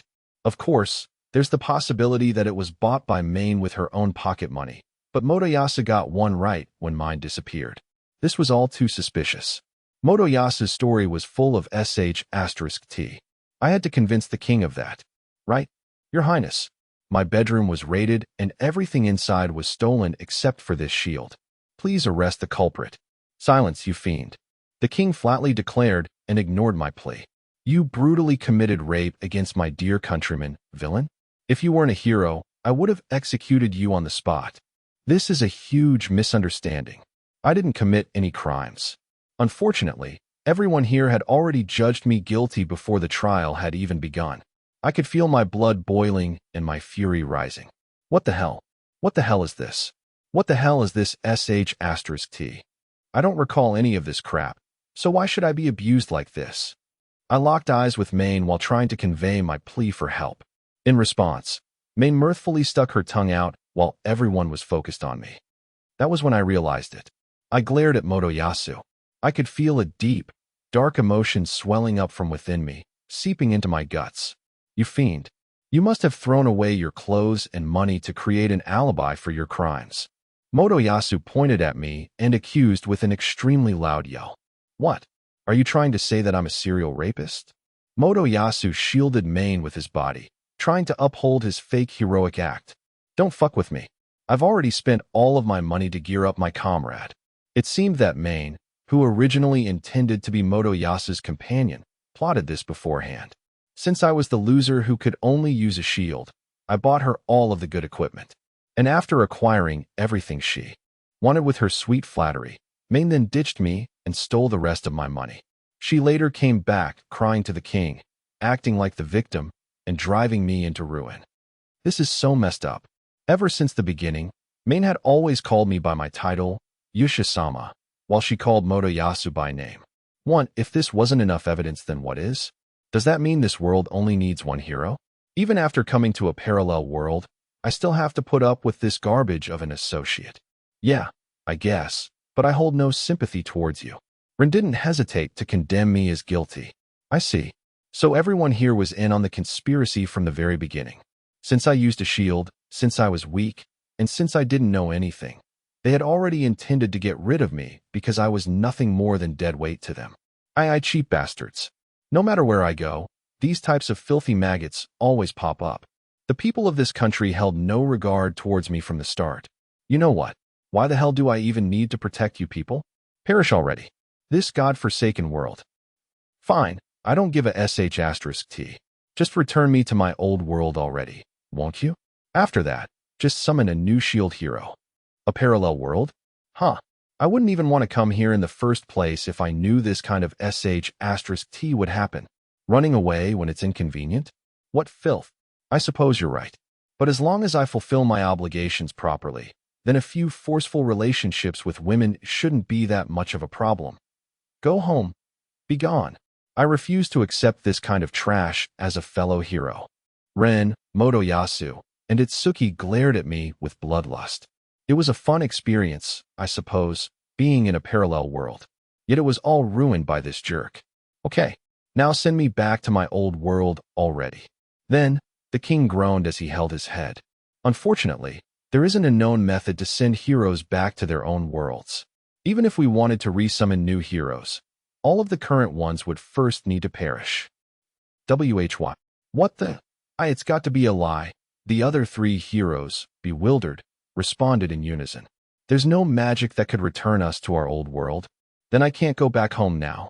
Don't fuck with me. Give me a proper explanation. I violently shook off the knight's restraint. Hey, stop resisting. Let me go. One of the knights hit me. Guh.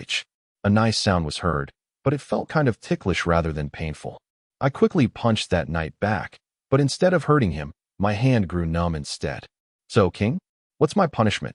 I asked as I held my hand, waiting for the numbness to pass. Right now, you shall not receive any discipline due to your value as our trump card against the incoming wave. However, we will spread the rumors of your crimes to the citizens. That will be your punishment.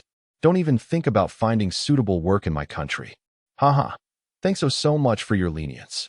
That means I am only left with adventuring in order to level up and prepare for the incoming wave. The next wave is predicted to come in 1 month.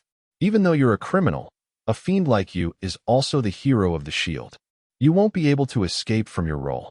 I know, since I'm weak and all that. Time is pretty precious to me, you know. Sorry. As expected. Even after everything, only this shield stayed loyal to me.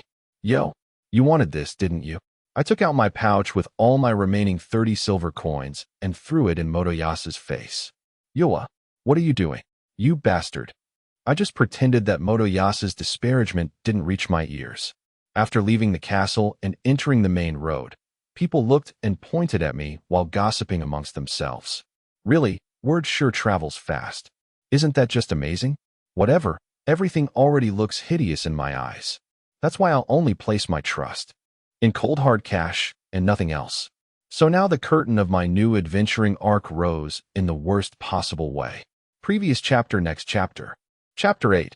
Fallen Fame. 1 week had passed since then. I was still hanging around the castle's vicinity. Hey, shield lad.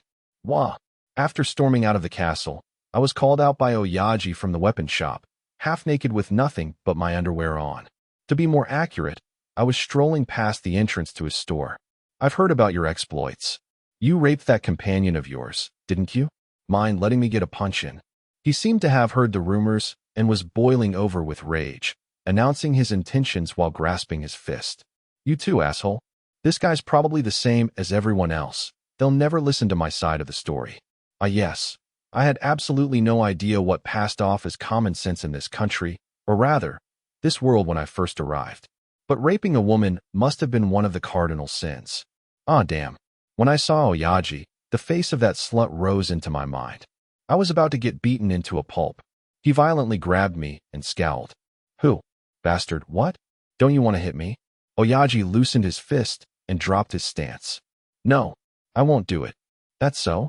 Sure was cutting it close. I was pretty confident that despite my low attack power, I could still go blow for blow and outlast anyone in a fight. Unfortunately, pulverizing people would never convince them to believe me. That's why I chose to focus on saving money for any future occurrences. Although, venting my frustrations on the balloons did help clear my mind. Hold on a second. What do you want?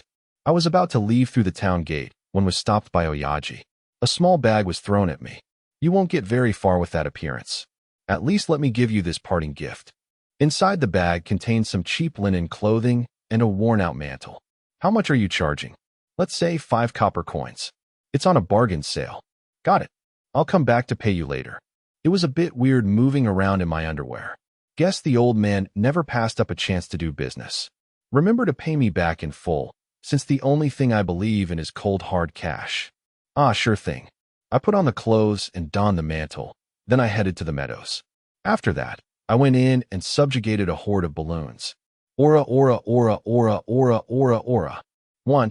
It took roughly 5 minutes to kill one of them, but it wasn't too much of a problem since I received 0 damage no matter how hard they bit me. In order to distract myself, I fought all day long and obtained some balloon skins as a result. Level up. I'm now at LV2. Conditions for orange small shield and yellow small shield have been released. Now then, time to carefully do my various daytime chores too. I became hungry as evening approached. I reluctantly returned to the castle town and headed straight for the merchant's shop where they buy various materials from monster drops. The merchant was a little chubby, and he let out a phony, unpleasant laugh upon seeing my face. Looks like he was looking down on me. I understood him with only a glance. There was a prospective customer ahead of me who had come to trade in some goods. Coincidentally, he was also selling balloon skins. Let's see. How about I buy these for 1 copper per 2 pieces? The merchant assessed while pointing at the balloon skins. 2 pieces for each copper coin. Please do. Thank you for your patronage. The customer left, and I was next in line. Hey, I've brought some monster materials to sell today. I humbly welcome you. Thought I didn't hear your little laugh at the end, you moron. So you do have some. Balloon skins, I see. How does 10 pieces for a copper sound to you? 1/5 of the original amount. This bastard's looking down on me way too much. Didn't you buy 2 pieces per copper from that other guy just a little while ago? Did such a thing happen? Why can't I seem to remember that? Bullsh***, he keeps making up some dumb excuses. So you want to do that kind of business? Fine then. I grabbed the merchant's collar and pulled him toward me.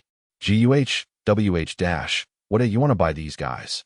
They're still alive and are very energetic, you see. Goopoo. 3.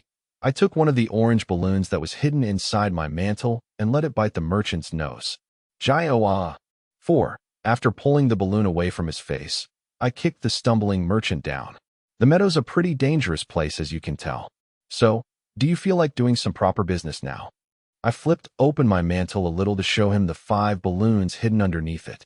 Since it doesn't hurt at all when they bite me, I figure that they can be quite useful in case some asshole picks a fight with me. Regrettably, since my attack power is close to 0, I'm not much of a threat.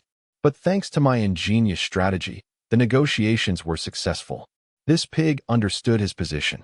With this little demonstration, he could picture a future where none of his bones remained once these balloons were done with him. I'm not demanding any extravagant costs from you. I just hate being looked down upon with people trying to exploit me. You won't get away with this, eh? Tell me, if a merchant was extorting money from an adventurer and others were to find out about this, I wonder what will become of him.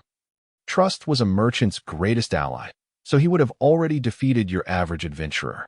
But sadly for him, his opponent was me, which is why I kindly provided him with the alternative of going bankrupt from lack of customers instead.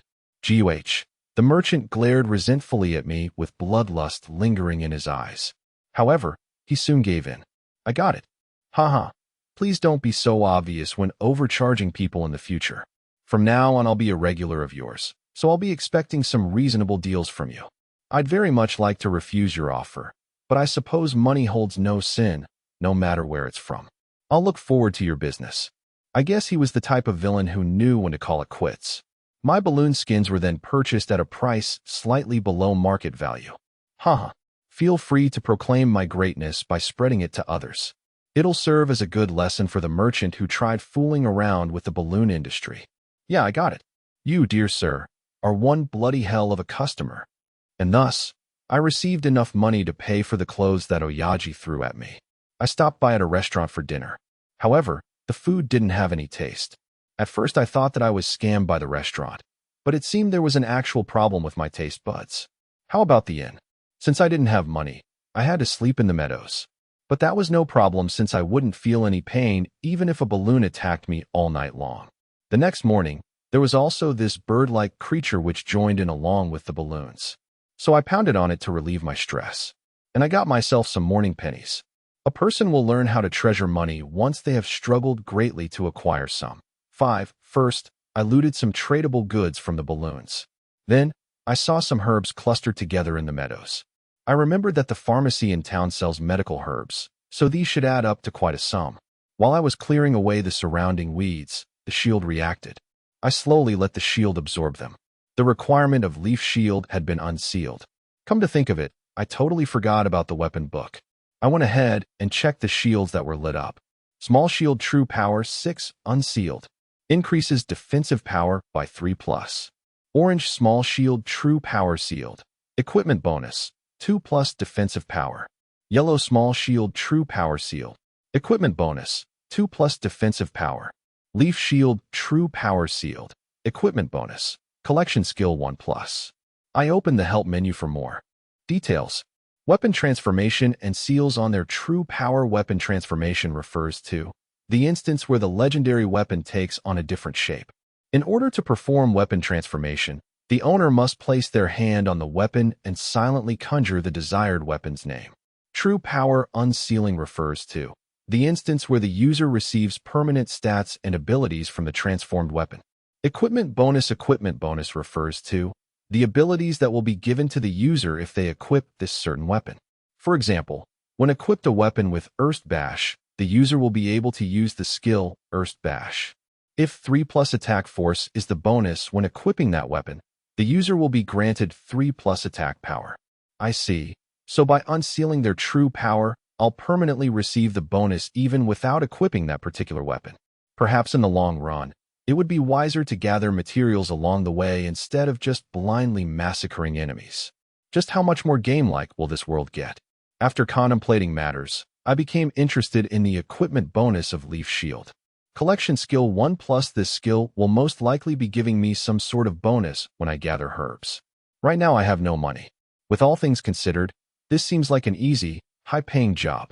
I equipped the Leaf Shield without a shred of hesitation. Shun.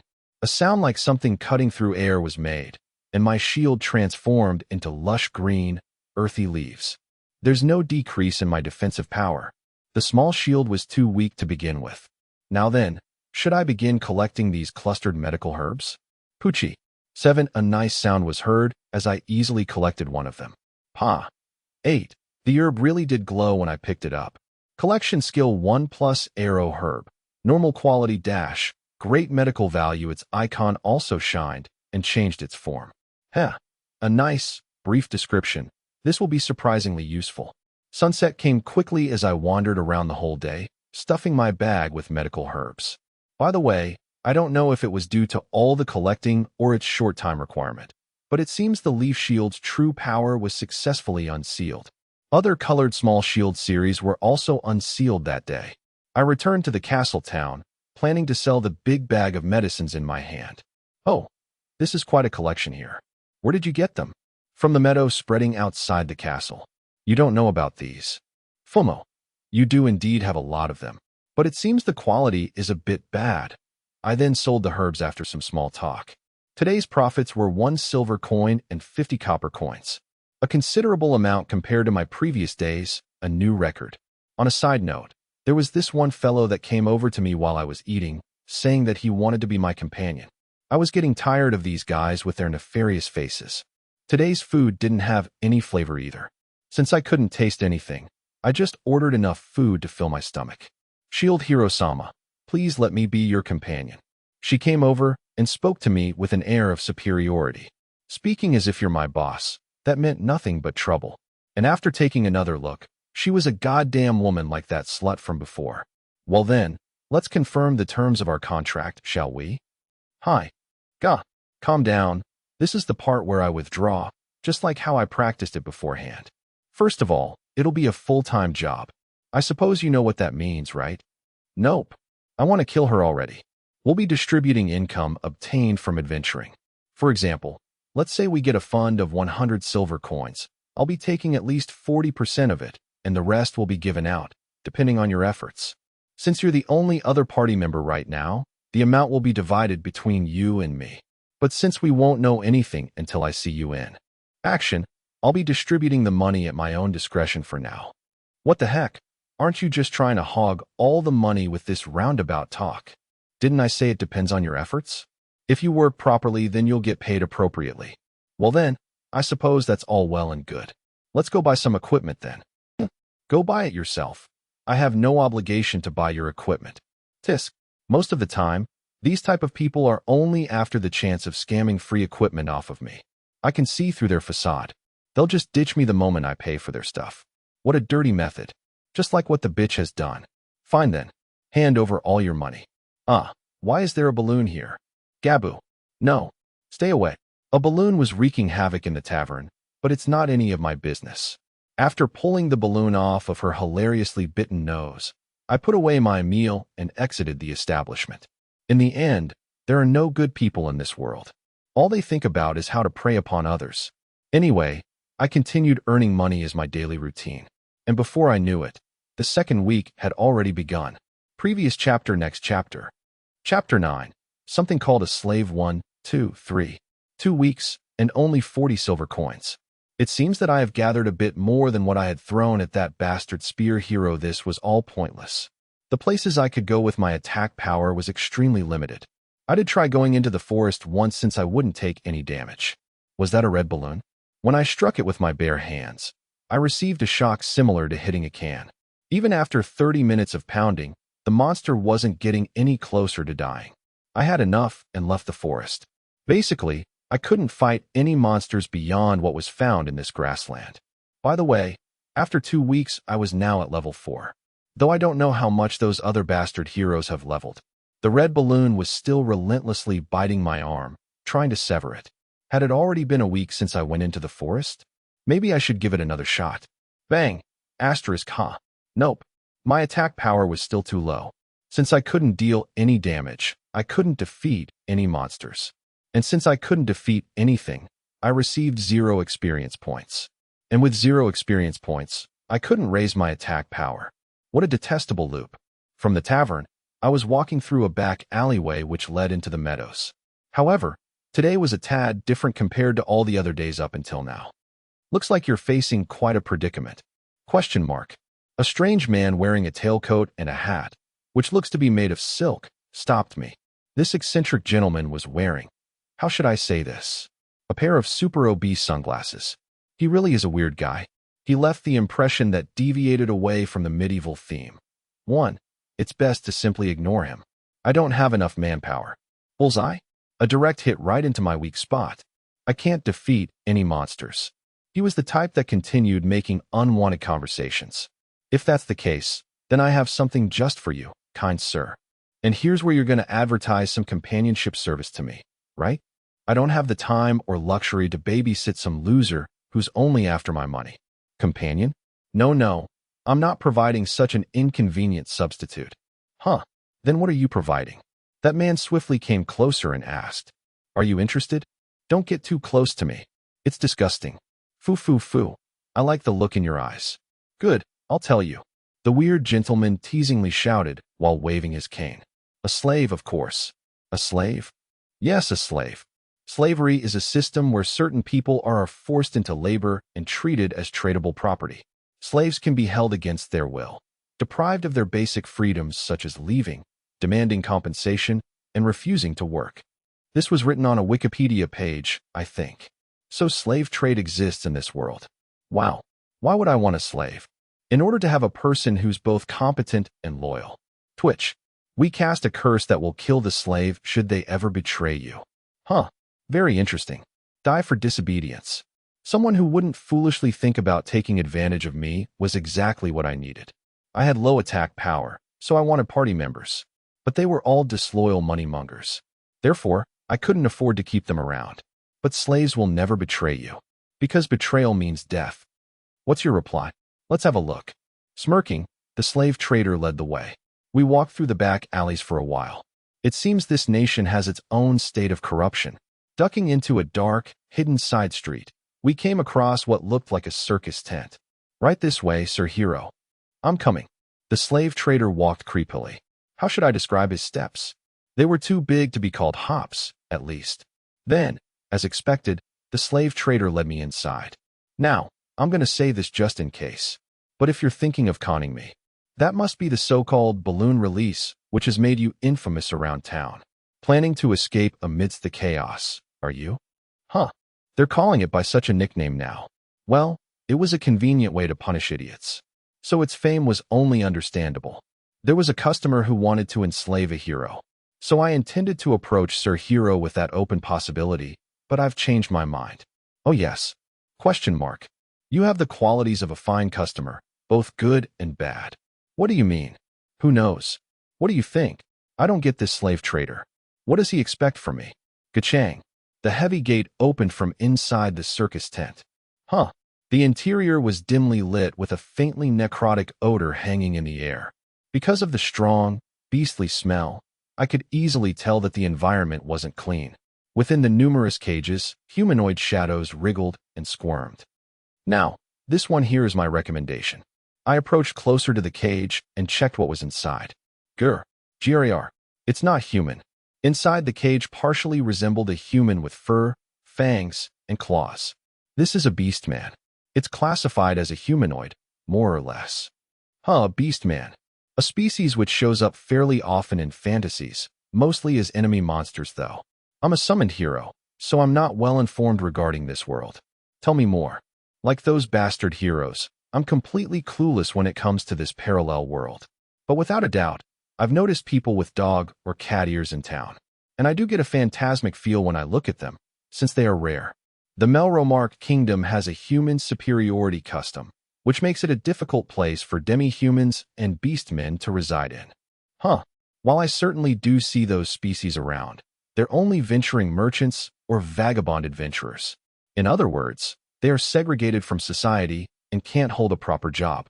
So what are demi-humans and beastmen anyway? Demi-humans closely resemble humans, yet they have defining non-human traits and features.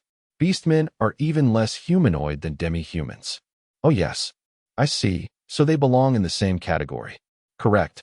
And since these demi-humans are thought to be closely related to monsters, they have trouble living in this nation.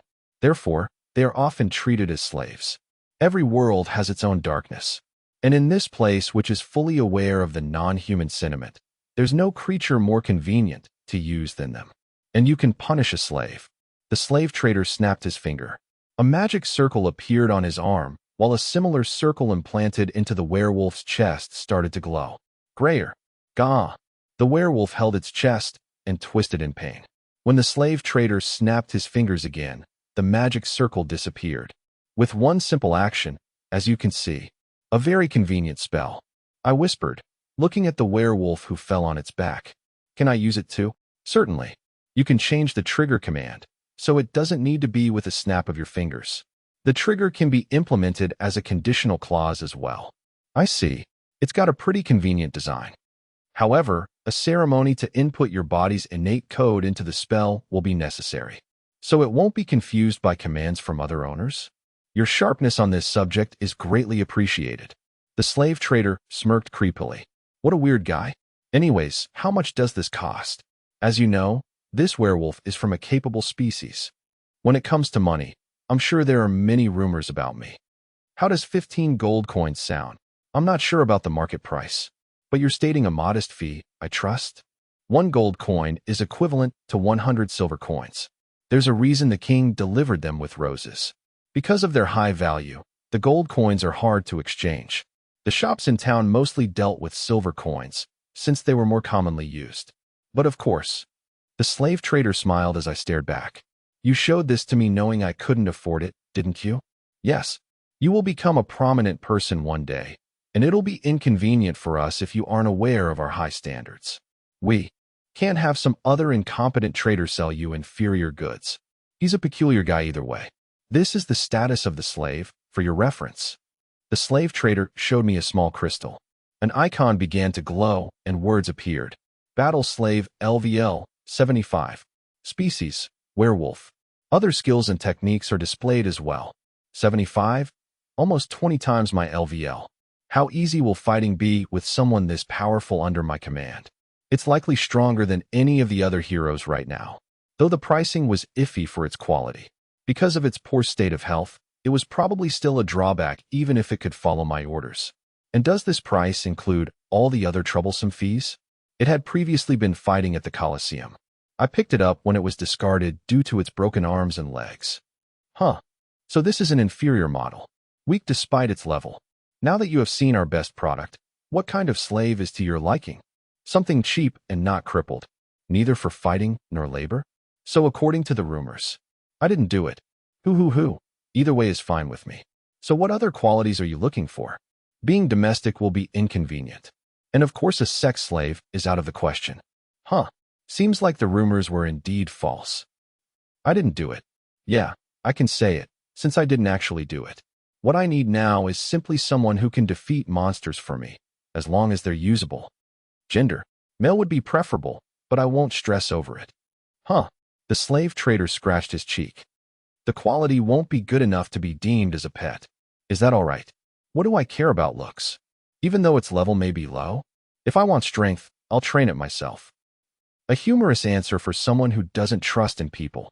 A slave isn't human, is it? Training a slave is no different than practicing with this shield of mine. So long as it doesn't double-cross me, then I can train it. You've got me there. PFT. The slave trader held back his laughter. This way, please. We walked through the cage-filled tent for several minutes, passing the chaotic area into one which was less noisy. I turned my gaze and saw both decrepit youths and the elderly with forlorn faces. After walking a bit more, the slave trader stopped. These are the cheapest slaves which we can provide to Sir Hero, he said while pointing to 3 caged slaves. The first one was a bunny-eared guy around the age of 20 with an arm bent at an odd angle.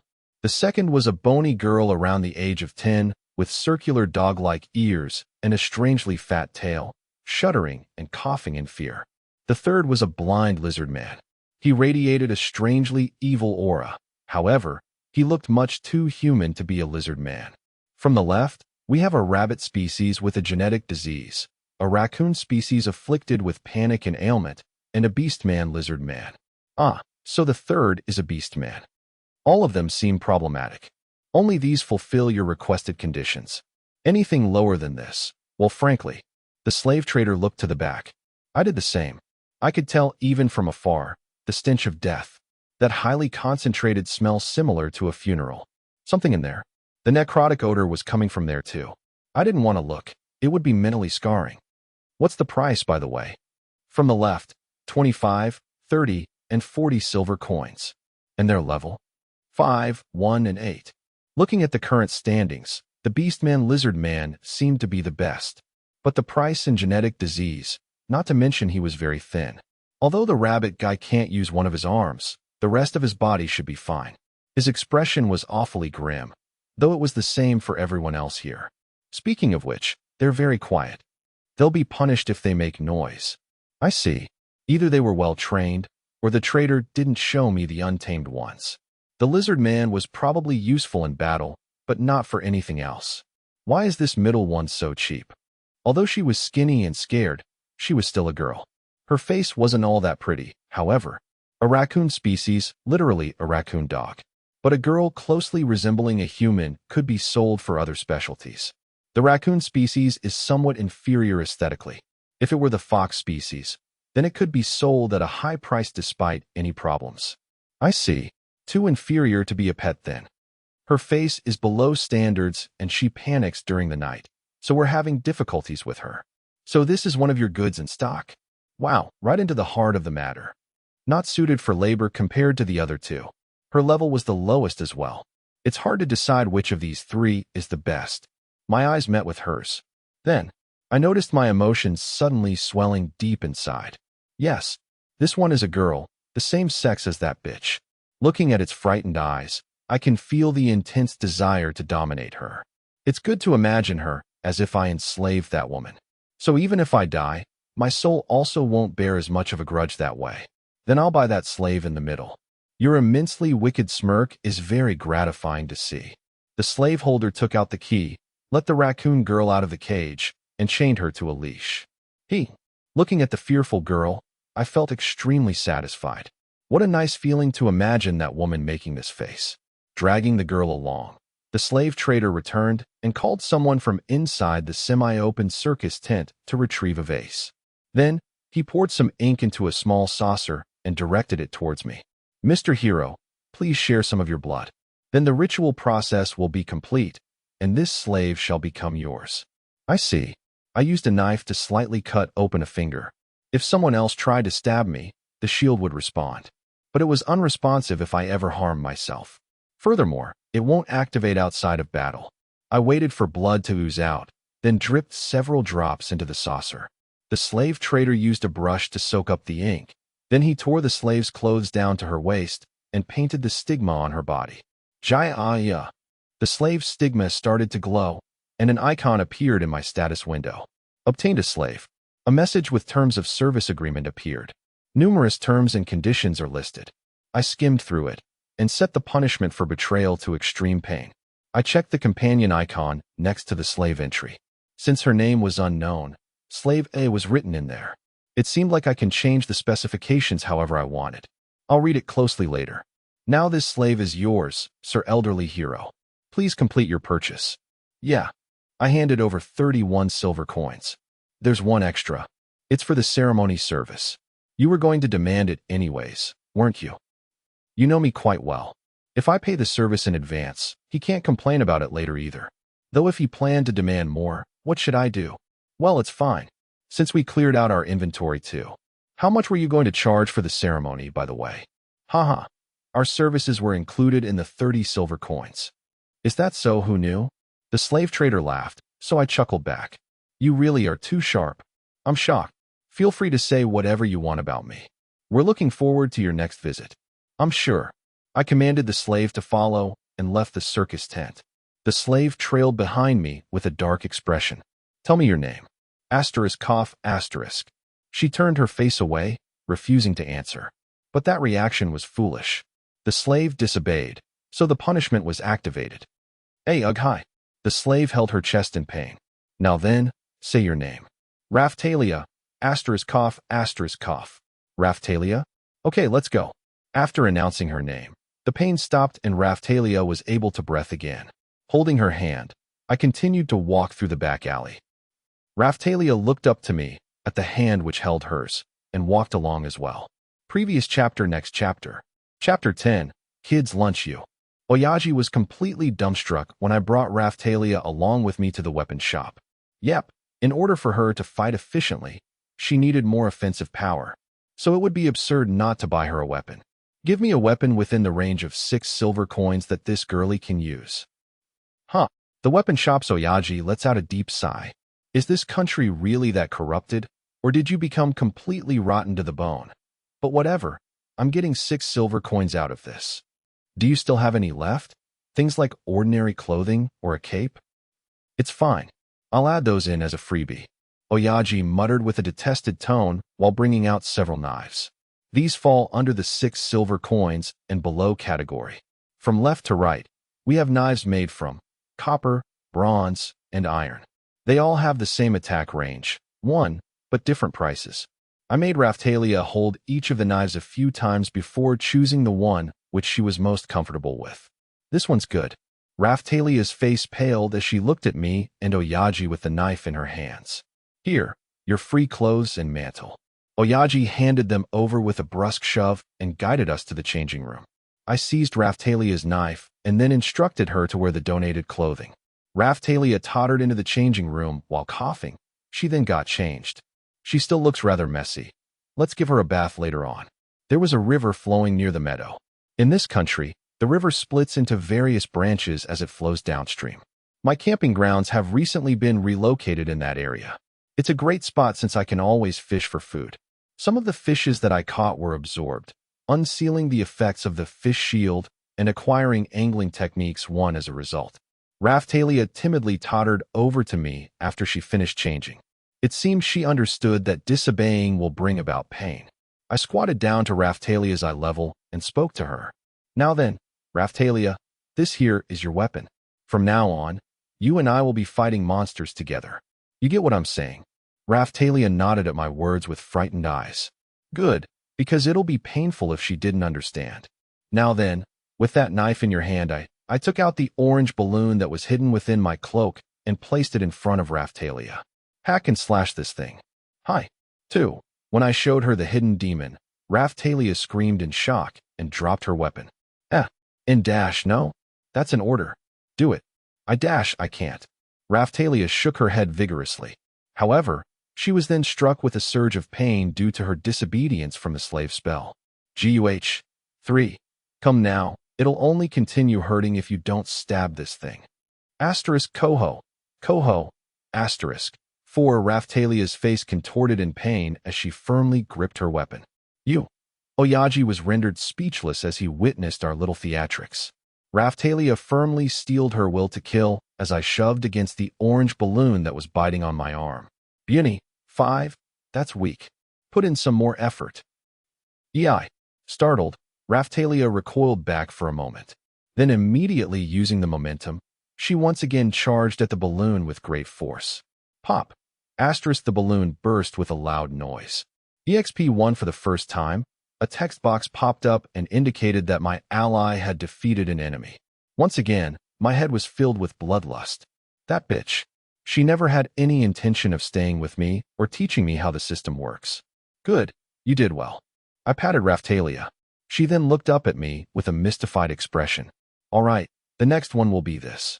The strongest balloon that I've encountered was still attached to me, trying to devour me with its bites. I held out the munching red balloon just like I had done with the last one. The red balloon didn't eat or drink anything for about a week, so it should have been weakened considerably. But even so, this thing could probably endure an attack from a sick, newbie girl. Steadily, Raphtalia nodded her head and pierced the balloon's eye more firmly than before. Pop. EXP1 companion EXP6. It was then that the icon caught my attention. Good. From now on, just keep fighting like this. Let's go. Coho, following my orders, Raphtalia sheathed her weapon around her waist and obediently followed me. Hey buddy, I have something to say to you. And that is, Oyaji grumbled while scowling at me. Don't you ever die dishonorably, you hear? I'll take those kind words to heart. I returned his sarcasm with one of my own. On the way towards the meadows, I noticed some stores and street stalls along the side road, which continued stretching into the horizon. While Raphtalia held my hand and walked beside me, she glanced around the town restlessly. The food stalls were releasing a delectable aroma. Remaining money after my purchases, 3 silver coins. Speaking of which, my belly was a bit empty. Goo. 6. Such a sound was heard from Raphtalia's direction. She averted her gaze with an ah, while trying to deny what just happened. I wondered why she was holding back. Right now, if Raphtalia doesn't have the strength to fight enemies, then I won't be getting income anytime soon either. A dull knife is useless. She won't be able to muster any strength when she's hungry. I went inside a restaurant which seemed affordable enough for our budget. WL-come. 7. Our server guided us to a table with a displeased look due to our shabby appearance. Along the way, Raphtalia looked over at a parent/child pair who were sitting elsewhere. With a finger to her mouth, Raphtalia seemed quite envious of the child digging into that kitty lunch. I guess she wanted to eat that. We sat down and quickly ordered before our server left. Edo. 8. I'll have the cheapest meal on the menu, while this little lady will get whatever that kid over there is eating. Raphtalia stared at me with clear astonishment. Was it so surprising for me to order that lunch for her? Understood. That comes to a total of 9 copper coins. Here, handing over a silver coin, our server then gave me back the difference. I looked around the store absent-mindedly while waiting for our lunch to be served. People around us began to gossip after noticing my presence. Yep, it's totally a parallel world in here. WH-Y? I lowered my gaze towards Raphtalia after hearing her voice. She was staring up at me with a face full of wonder. You looked hungry for that meal, no? Or did you want to order something else? Raphtalia shook her head so fast that a bustling sound can be heard from the movement. This is quite a delicate topic for her. WH-Y? Would you let me eat that lunch? Like I told you, I ordered it since you seemed to want it. But why was she being so persistent on this subject? Anyways, eat some food and get some nutrition. You'll die if you're too skinny, you know. Well, since I just bought my new slave, I can't have her dying on me before she paid me back with interest. Sorry for the wait. Our meals have finally arrived. That's the lunch which I ordered for Raphtalia. It's a bacon meal set. 9, about as big as a person's arm. The presentation is in pretty good taste at least. Raphtalia froze on the spot while having thoughts like, is this kid's meal really meant for me? You don't want to eat? Is this really all right? It's fine, so eat up. Raphtalia timidly began eating. Raphtalia's face contorted a bit upon hearing my instructions.